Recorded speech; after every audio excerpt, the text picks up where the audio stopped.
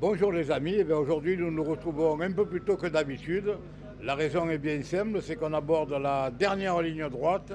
Dans quelques instants va se dérouler la grande finale de ce 63e mondial la Marseillaise à pétanque. Et bon, tout le monde se dirige vers le central. Nous sommes là pour vous faire part de nos pensées par rapport à cette dernière. Voilà. Je laisse la parole à mon ami Roger qui a suivi de très près ses compétiteurs. Bonjour tout le monde. Ce matin, nous avons assisté à deux demi-finales assez bizarres. Dans la première demi-finale, l'équipe Quintet qui était opposée à l'équipe Christian Andreasseno. Hier, je me suis trompé un peu, mais c'est la fatigue. Était largement en tête, il menait 12-3, la partie était pratiquement gagnée. Et bizarrement, Quintet et Sucho ont manqué 3 fois la gagne. Et l'équipe adverse est revenue sur eux, ils ont failli gagner. Et dans cette demi-finale, nous avons assisté quand même à un spectacle assez exceptionnel de Christian Andreasseno, justement, qui a maintenu son équipe à flot et qui a failli permettre à ses coéquipiers de gagner. Dans la deuxième demi-finale, l'équipe Tierno, qui est opposée aux jeunes Alpins menés par Lacroix, ont remporté la partie. Les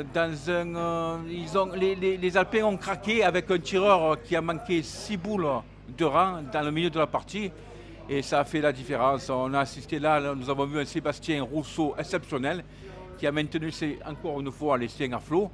Il a permis à son équipe de ne pas être distancé car Tierno était très moyen et le petit Tyson Molina, ça a fait 1 sur 2 péniblement, sauf à la dernière main où il a fait un carreau en place.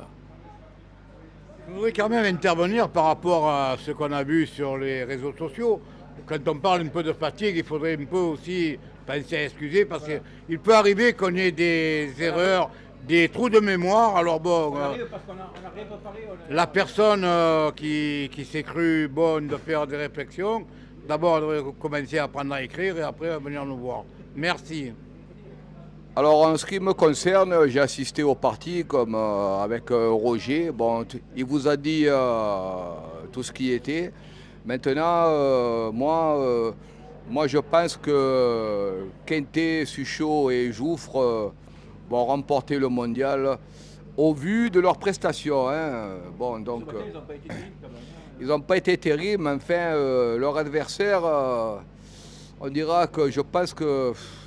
Je ne vais pas être méchant, mais je pense que Quintet et Sucho vont gagner largement.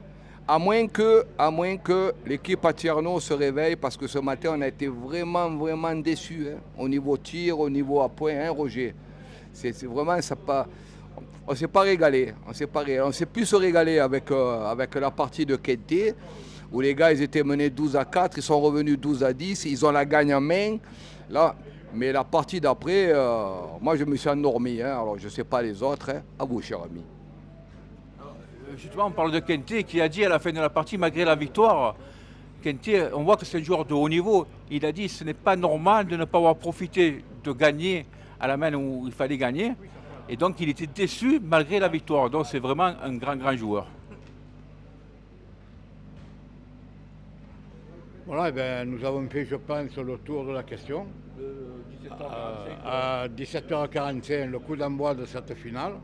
Bon, ben, on y sera et puis on vous invite à la suivre en direct de partout. Et demain, dans la Marseillaise, tous les commentaires de cette partie. Voilà. Et puis on vous donne rendez-vous, si Dieu veut, à l'an prochain pour le 64e mondial à Marseillaise à pétanque.